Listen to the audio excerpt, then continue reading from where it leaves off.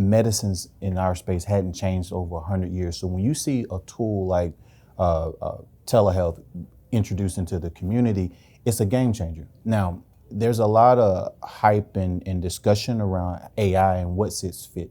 I don't believe we're at a place right now where AI can replace physicians and therapists. What I believe AI can augment a doctor's office or a practice is in streamlining the things that take a lot of time, particularly for those organizations that don't take insurance or need to take insurance. AI is a game changer because it never sleeps, it doesn't call in and so forth. And you, in essence, program it to do the things that you need done, those repetitive tasks. And so dictating notes, making sure that what we say in this visit is charted the appropriate way so that individuals can get the maximum amount of reimbursement, which is an issue in our space. So what I see in the next 60 months, the next 5 years, AI is just going to be heavily integrated into our space to help clinicians deal with the sheer volume.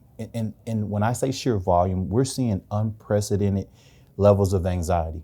People are self-isolating. They're dealing with chronic stress, primarily dealing with money, and they're having proper consumption. And when you have those three things together, anxiety goes through the roof, and there are not enough people to deal with that as it states. So AI is going to allow people to give their very best to more people. So I see it as a game changer.